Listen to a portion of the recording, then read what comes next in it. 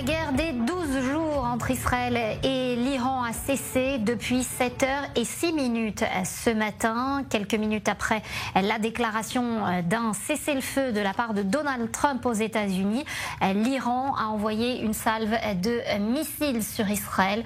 Résultat, 4 morts, plus d'une vingtaine de blessés. L'un des noms des personnes tuées ce matin vient d'être autorisé à la publication. Ethan Zaks, il avait 18 ans et était un soldat. Avec moi ici en plateau, Déborah Benayoun. Merci de nous avoir rejoints. Raphaël Jérusalemi, ancien officier des services de renseignement. Vous venez de signer vos tribunes de guerre, vos tribunes condensées et commentées par Mohamed Sifawi. On le voit à l'image aux éditions David Reynard. Dror et Sapir, merci également à vous. Ces plateaux qui n'en finissent pas d'édition spéciale pour vous apporter la réalité de notre terrain avec des attaques manifestement en cours à l'intérieur de la Syrie, dans la ville de Damas. Sandy Fortis, on vous retrouve juste devant le quartier général de la Défense à Tel Aviv. Sandy, ce 12e jour de guerre vient de se solder par l'annonce d'un cessez-le-feu. Donald Trump l'a dit, no more wars, on ne fait plus la guerre. Exactement, Nathalie, et ça a été quand même une journée pleine de péripéties. Alors, aux dernières nouvelles, Donald Trump et Benjamin Netanyahou s'étaient entretenus aux alentours de 14h30, puisque suite à la violation du cessez-le-feu par l'Iran, avec 2 tirs de missiles sur le nord du pays aux alentours de 10h30, eh bien, Israël comptait répondre. Le ministre de la Défense, le chef d'état-major, d'autres ministres également avaient prévenu que la réponse israélienne serait ferme, mais Donald Trump n'était pas satisfait de ces déclarations et il l'a fait clairement savoir juste avant de prendre l'avion et rejoindre la réunion de l'OTAN à La Haye. Il avait recommandé à Israël de ne pas attaquer, dans des mots assez fermes. Et puis finalement, il s'est entretenu avec Benjamin Netanyahou. Les avions de Tsahal étaient déjà en route pour Téhéran à ce moment-là, et Donald Trump avait finalement annoncé qu'il n'y aurait qu'un survol de Téhéran, une sorte de démonstration de force par Tsahal. Il y a tout de même eu une petite frappe, une frappe symbolique, puisque c'est un radar iranien qui a été touché.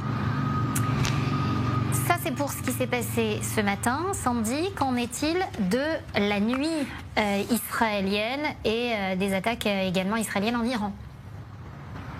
Eh bien oui, parce que pour ce cessez-le-feu, tout a commencé cette nuit quand Benjamin Netanyahou a convoqué le ministre de la Défense, le chef d'état-major et le directeur du Mossad pour faire un point sur les accomplissements de cette opération Rising Lion.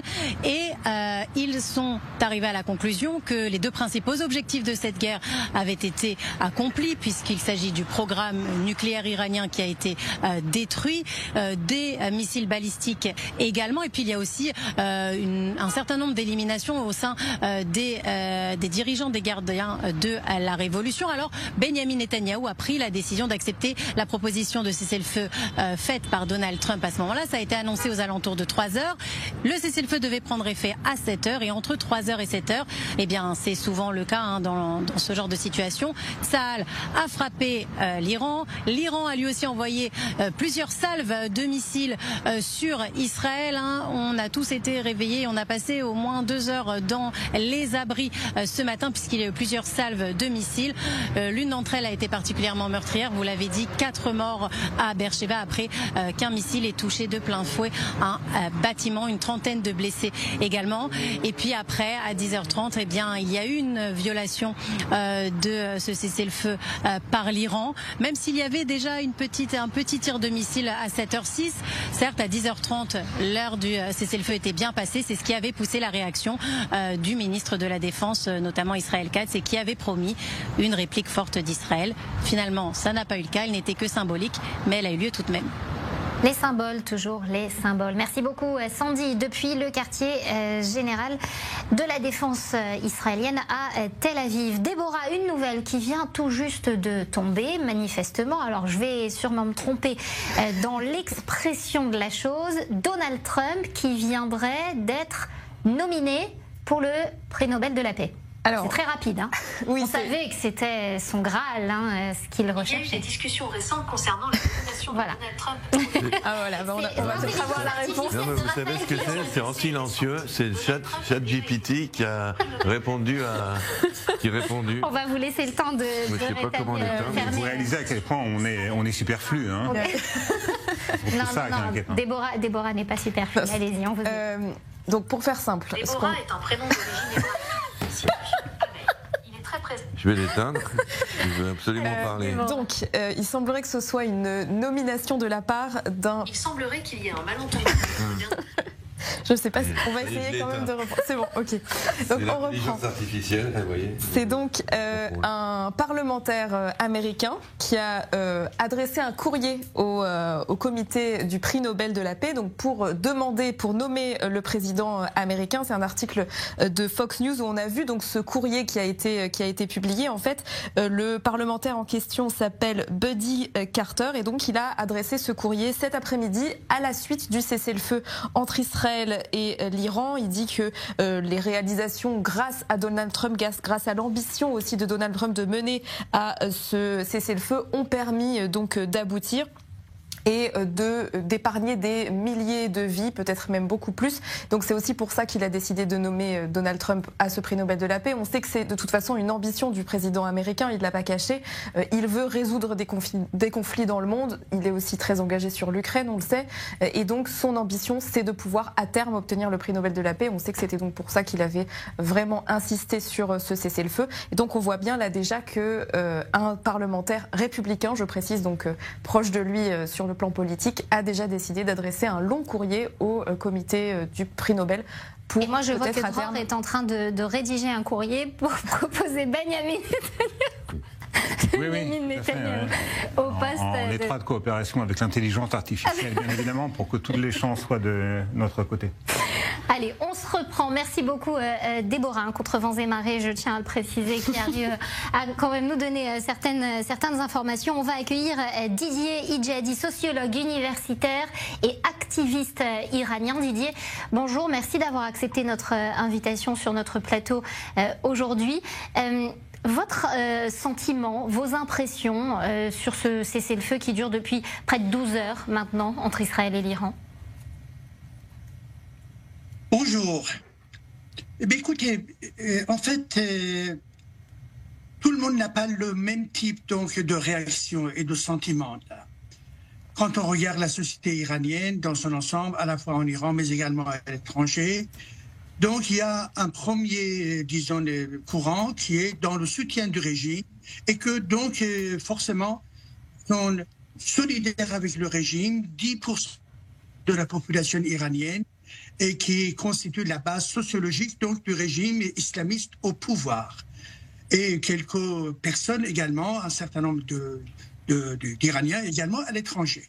Deuxième couche, c'est une couche qui est dans l'opposition du régime iranien, mais néanmoins, avec, disons, la guerre qui a été démarrée et l'action militaire israélienne, se trouve dans une situation de malaise, en disant oui, on est contre le régime, mais pas d'ingérence, pas de guerre provoquée par d'autres, et que la démocratie n'est pas associée à la guerre.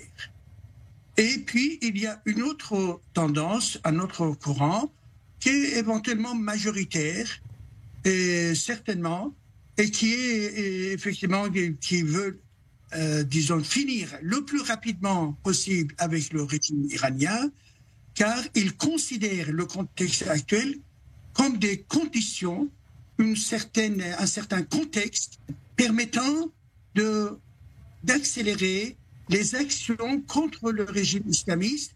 Et ce contexte-là, il dit, ça a été créé par le contexte international, par, disons, l'hostilité du régime islamiste au pouvoir depuis 1979 contre la région, mais également contre l'État d'Israël, et que ce régime-là a été une menace permanente, existentielle pour Israël, et que donc les Israéliens ont choisi cette voie-là, qui est effectivement la voie militaire et guerrière. Donc nous, les Iraniens, le troisième courant, il dit, nous n'avons pas choisi cela, mais néanmoins, c'est un contexte plutôt favorable, et on espère qu'il y ait la chute du régime. On espère que le grand guide Khamenei soit renversé et soit voire tué également dans dans ce mécanisme d'accélération.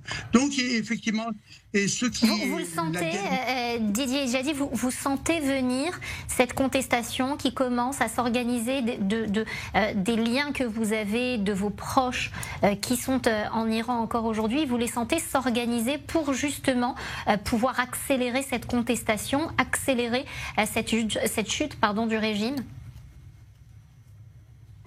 Vous avez absolument raison, car les Iraniens, dans cette troisième tendance, disent la chose suivante, que oui, la démocratie ne vient pas avec une action militaire, mais l'action militaire, le régime, le processus donc de lutte et donc de combat pour la liberté, c'est l'engagement du peuple iranien eux-mêmes. Et donc, effectivement, le résultat, il faut qu'on cherche toujours la démocratie et les droits de l'homme et la liberté et la laïcité, mais cela sera effectivement le fruit de la lutte des Iraniens. Et à ce niveau-là, si vous voulez, la société iranienne est sévèrement contrôlée par le régime, et donc ils commencent à accentuer également la répression contre le peuple, et également ils arrêtent dans les rues pour vérifier à la fois leurs voitures, mais également leurs téléphones portables, etc. Ils ont annoncé que par exemple les réseaux sociaux et surtout WhatsApp sera fermé. C'est parce qu'il y avait donc le travail d'espionnage pour Israël et tout ça. Donc on sent bien évidemment une grande attente au niveau de la société. Il y a un désir profond de finir, disons, avec le régime islamiste au pouvoir, mais encore, il y a un temps, je pense que ça viendra, mais dans un deuxième temps. Dans le premier temps, bien, il y aura une répression très très sévère qui va, être déclenchée par le régime islamiste et totalitaire au pouvoir. Mais dans un deuxième temps, je pense qu'effectivement, en réalisant que le régime a subi beaucoup d'échecs sur le plan militaire, sur le plan politique, et les grands dirigeants effectivement militaires de ce régime-là, eh bien, ont été liquidés, et que donc le système actuel du régime également est plus ou moins paralysé. Le système de décision également est paralysé. On espère l'effondrement accéléré interne du régime, mais en même temps, l'espoir pour les gens de se diriger contre le régime en organisant donc bien évidemment les manifestations et les grèves dans la société iranienne. Merci beaucoup Didier Jadi, sociologue, universitaire et activiste iranien. Merci pour ce témoignage et ces vœux que vous formulez pour le peuple iranien. Déborah, vous nous informez de récentes évolutions concernant les reprises de vol et concernant également peut-être des nouveautés sur les écoles, l'enseignement, les commerces en Israël, etc., etc. On vous écoute. Alors déjà, en ce qui concerne la reprise des vols, déjà la compagnie Elal a commencé à communiquer en disant que les vols allaient probablement reprendre soit aujourd'hui soit demain. Donc déjà les vols de rapatriement de toute façon ont repris assez rapidement. L'aéroport a été fermé, enfin plus exactement l'espace aérien a été fermé ce matin à nouveau, mais ça a repris assez rapidement. Et donc en dehors de ces vols de rapatriement qui reprennent également, déjà la ministre Miri Regev a dit que l'aéroport Ben Gurion allait fonctionner 24 heures sur 24, l'aéroport de Haïfa entre 8h et 22h. En tout cas tout cela dès que le commandement du front intérieur évidemment lèvera toutes les restrictions. Et il y a un certain nombre de destinations qui vont être desservies, Larnaca, Athènes, Bucarest, il y a aussi Rome, Tbilissi, Paris et Londres, et donc les compagnies, en tout cas l'aéroport se prépare à accueillir de plus en plus de vols. Il y a aussi des compagnies étrangères, notamment une compagnie chypriote qui a déjà demandé l'autorisation de pouvoir reprendre les vols vers Israël, donc ça va s'accélérer de plus en plus, et dès que tous les Israéliens qui demandent à être rapatriés le seront, alors là les vols seront ouverts de plus en plus largement, donc a priori on peut s'attendre à ce qu'il y ait une reprise normale au fur et à mesure du temps. Et en ce qui concerne le système scolaire et le reste de l'économie, on attend une réponse officielle du commandement du front intérieur qui normalement s'est réuni avec toutes les autorités, y compris le ministre de la Défense aujourd'hui. On peut s'attendre à une reprise également de réouverture de l'économie probablement demain. On parle possiblement des écoles, tout le reste également, les plages, les commerces, etc. Donc on attend une réponse officielle, mais le commandement du front intérieur a donné apparemment son aval pour ouvrir l'économie dès demain. Voilà, les uns qui entraîneraient les autres donc, puisque la rouverture des écoles pourrait faciliter les parents pour aller se rendre au travail. Merci beaucoup Déborah, dès que vous avez une info, vous nous la donnez bien évidemment. Nous sommes à présent en ligne avec Dalia Ziada, chercheuse égyptienne au centre de Jérusalem pour la sécurité et les affaires étrangères. Vous êtes avec nous depuis Washington. Merci beaucoup Dalia d'avoir accepté notre invitation sur i24 News. Je voudrais qu'on parle de l'attitude ces dernières heures, ces derniers jours des pays du Golfe, mais pas seulement, de l'entièreté des pays arabes. Que vous nous expliquiez, si l'on peut l'expliquer, cette sorte de paradoxe, ces pays qui dénoncent Israël sur la scène internationale, mais qui continuent à parler dans l'ombre, qui applaudissent parfois même des deux mains la riposte israélienne en Iran, l'attaque préventive d'Israël en Iran pour empêcher l'Iran de se doter de l'arme nucléaire, ce qui était une menace pour la totalité de la région. Est-ce qu'on parle d'hypocrisie ou est-ce que c'est tout simplement de la diplomatie ? Merci beaucoup de m'accueillir. C'est un grand plaisir d'être avec vous et je commencerai par féliciter l'armée israélienne pour son succès impressionnant en transformant notre région en un lieu plus sûr, lentement mais sûrement, malgré toutes les pressions internationales contre cela. Et ce qui se passe dans le monde arabe a commencé d'abord par un état d'euphorie, d'extase. Tout le monde était très, très heureux de voir le régime iranien qui a été une menace pour toute la région, en particulier dans les pays arabes, depuis si longtemps, et qui ont détruit, violé les territoires arabes et la souveraineté des pays arabes. Enfin, ce régime a été amené à se mettre à genoux par Israël et aussi plus tard par les États-Unis. Donc tout le monde était très content au début. Et puis ensuite, ils ont commencé à se poser des questions. Combien de temps et jusqu'où cette guerre va aller ?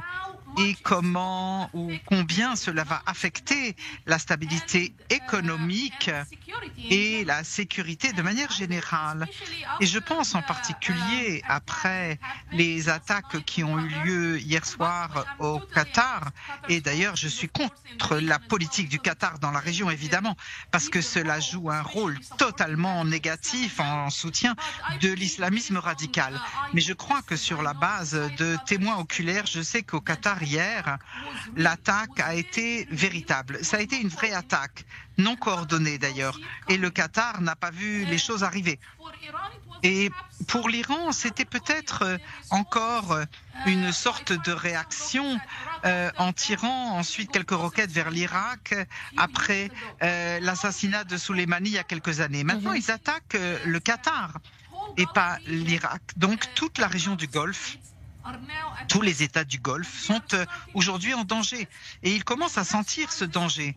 C'est pourquoi cela explique la rapidité de Trump à appeler à un cessez-le-feu qui est immature, à mon avis, pour justement rassurer et assurer la sécurité des États du Golfe.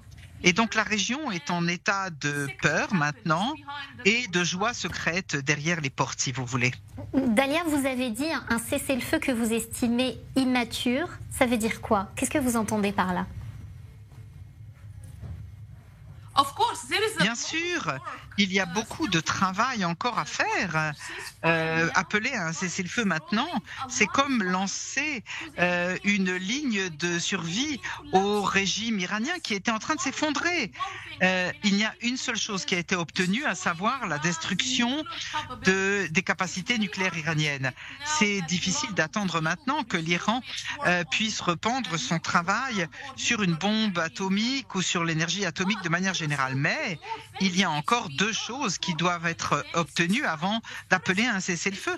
D'abord, il faut détruire les capacités balistiques de missiles iraniens.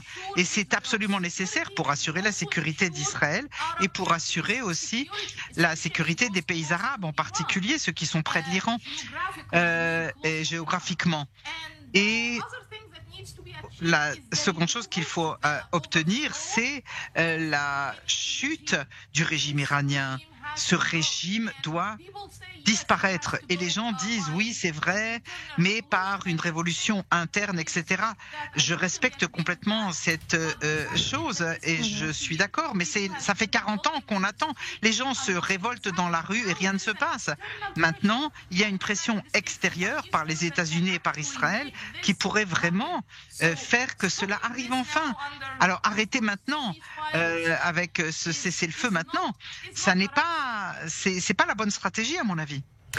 Vous avez parlé et vous avez mentionné très rapidement la guerre qui a opposé l'Iran et l'Irak dans les années 80. Aujourd'hui, on se trouve face à une situation très particulière, c'est que l'État juif, le seul État juif de la région mais du monde entier, se trouve être celui qui semble être aujourd'hui le plus fiable pour endiguer la menace chiite. Est-ce que ça, c'est un discours qui est audible aux oreilles des pays sunnites de la région, des pays sunnites dans le monde? Est-ce que c'est pas, on se retrouve pas là dans une contradiction qui fait un peu grincer des dents tout de même? Écoutez, c'est une très bonne question parce qu'en fait, si vous regardez la manière dont la région a été divisée en termes de pouvoir politique et idéologique, vous verrez que la question des sunnites contre les chiites dans l'islam a joué un rôle énorme dans cette division de la région. Et pendant très longtemps, en fait, l'Iran a projeté la haine contre les pays sunnites musulmans, clamant qu'ils étaient les vrais gardiens de l'islam par rapport à des pays comme l'Arabie Saoudite où l'islam a commencé et où ce sont les Arabes et les musulmans sunnites. Dans mon pays, l'Égypte, nous avons beaucoup de chiites chez nous, plus d'1 million de chiites vivent en Égypte, qui ont toujours été privés de pratiques religieuses, ils ont été opprimés, etc. Et la majorité du temps, beaucoup ont été arrêtés et accusés d'espionnage en faveur de l'Iran. Ils ont été accusés d'espionnage pour l'Iran, pour créer un culte chiite en Égypte, etc. Et donc, pour augmenter la quantité de chiites en Égypte. C'est très intéressant que ce conflit, d'une manière ou d'une autre, les pays arabes ont essayé de le supprimer par les moyens diplomatiques, en apaisant l'Iran, en se disant que l'Iran pourrait continuer à être frappé. Maintenant, il semble, et ça contribue quelque part à la joie de ce qui se passe pour l'Iran. Ça va terminer peut-être cette hégémonie chiite, ou son ambition hégémonique, pardon, dans la région par rapport à la majorité musulmane sunnite. Israël, l'un des seuls remparts crédibles face à l'Iran malgré tout, et puis face à cela, une espèce de solidarité arabe avec les Palestiniens qui est devenue tout de même, et on le voit, et vos propos le confirment d'une certaine façon, c'est devenu quand même un discours de façade, un discours qui ne permet que d'haranguer les foules, mais qui ne va pas plus loin.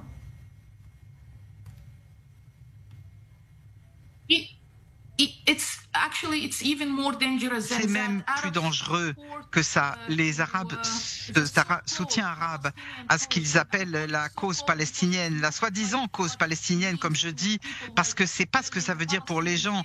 Il ne s'agit pas de construire un État palestinien, il s'agit simplement de détruire l'État israélien. Le soutien arabe à cela, à cette soi-disant cause palestinienne, découle de leur haine à Israël. Ce sentiment antisémite très profond qui existe dans nos communautés arabes depuis si longtemps, même sous les auspices du panarabisme ou plus tard sous les auspices du panislamisme, avec la montée des organisations islamistes dans la région après le succès de la révolution islamique en Iran en 1979 et les années 80. Donc, à cause de cela, en fait, c'est pourquoi il y a une telle haine d'Israël. Et ils disent qu'ils soutiennent Gaza et les Gazaouis et les Palestiniens, mais ce sont des mensonges. La preuve en est ce que mon pays, par exemple, fait aux Palestiniens. l'Égypte aurait pu sauver beaucoup de vies à Gaza s'ils n'avaient simplement couvert la frontière pour que les gens puissent échapper à la guerre. Ils ont refusé de le faire. Ils ont bloqué les gens. Ils ont doublé la taille de la muraille sur la frontière pour les empêcher d'entrer. Alors, et les étrangers qui avaient d'autres passeports et voulaient simplement passer pour aller dans d'autres pays, on leur demandait de payer des milliers de dollars pour les laisser passer la frontière. Il est précieux, Dalia, votre témoignage. Il est précieux et merci beaucoup d'avoir fait porter cette voix sur i24 News ce soir encore après ces 12 jours de guerre entre Israël et l'Iran. Merci à vous d'avoir été avec nous. Merci Déborah, Dror et Raphaël. Raphaël, je le rappelle, votre ouvrage qui vient de paraître, Tribune de guerre, vos tribunes condensées et commentées par Mohamed Sifawi aux éditions David Reinhardt. Merci à vous trois d'avoir été sur ce plateau. L'info continue sur i24 News. On se retrouve la semaine prochaine. Portez-vous bien.